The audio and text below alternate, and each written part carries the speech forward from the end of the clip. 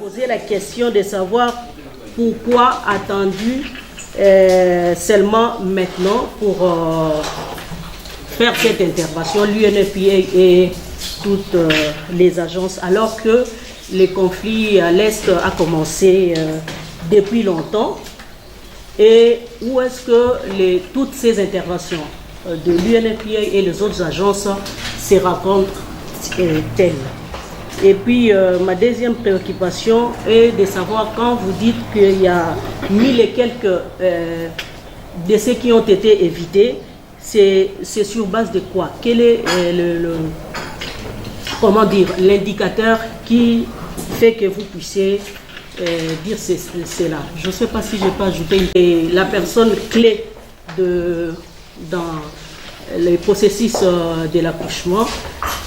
Et quand vous parlez des sages-femmes, on sait que dans les professionnels de santé en général, la plupart sont toujours casés ou aiment toujours être dans la ville, où mais les coins les plus reculés, les personnes, que les sages-femmes sont aussi dans ces coins-là les plus reculés, pour dire les côtés là où vous intervenez. Nous avions déjà commencé à intervenir à Rutshuru. Je me souviens et je sais que par exemple à Mapungo, la maternité qui est là-bas a été rénovée dès que la crise a commencé. Nous venons de finir d'ailleurs la rénovation, mais vu que la formation sanitaire est sous contrôle dans un territoire M23, nous devons négocier l'accès pour pouvoir la rendre disponible à ces populations. Donc, maintenant que depuis cette année, il y a eu une augmentation du nombre de déplacés et du nombre de personnes en besoin.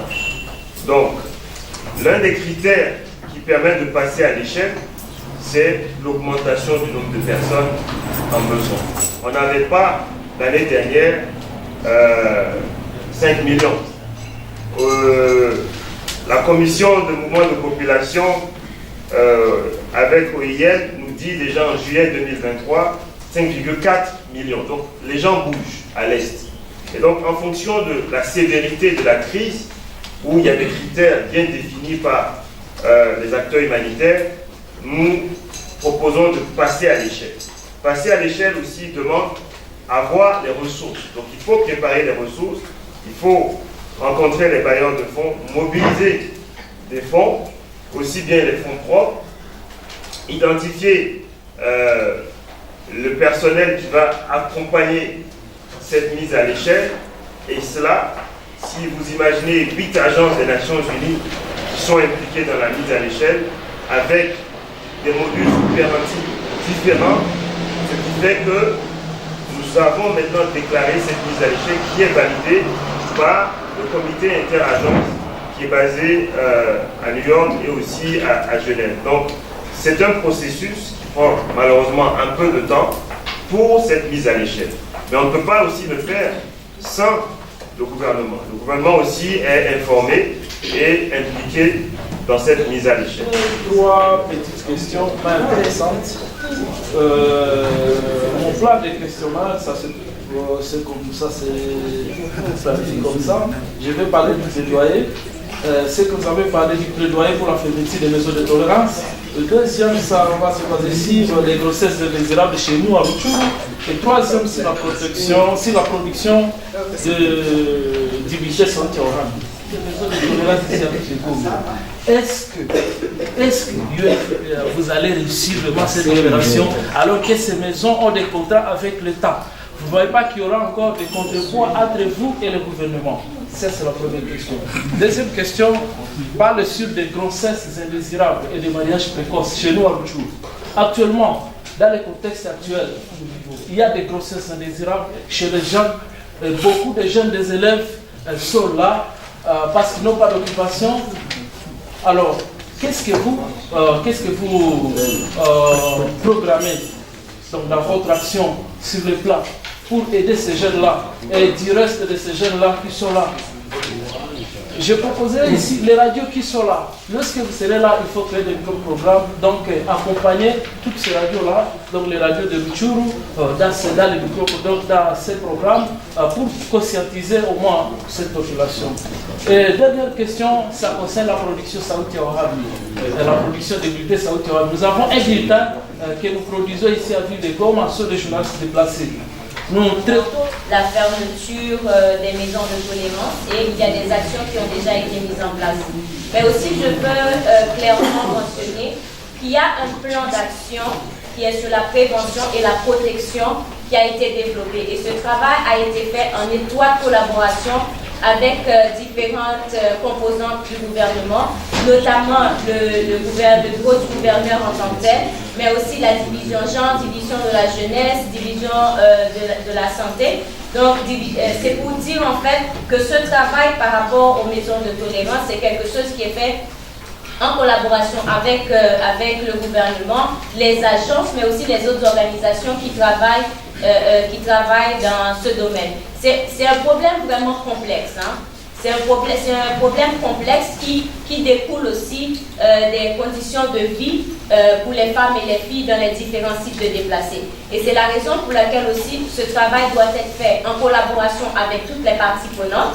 Parce qu'il y a les composants de poursuite et tout ça, c'est pas au niveau des humanitaires que cela va se faire, c'est au niveau du gouvernement. Mais tout ce qui est l'accompagnement des différentes personnes qui sortent de ces maisons de tolérance, qui sont exploitées dans ces maisons de tolérance, c'est là aussi que nous intervenons en tant qu'acteurs pour les offrir les différents services dont elles ont besoin pour se remettre dans une vie un peu plus normale.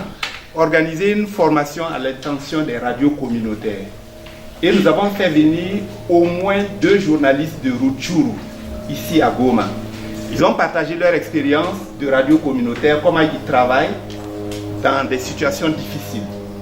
Et nous avons noué des partenariats avec ces journalistes-là pour voir comment on peut utiliser les radios communautaires malgré la situation difficile pour communiquer dans la zone. Et donc, c'est dire que nous continuons à travailler.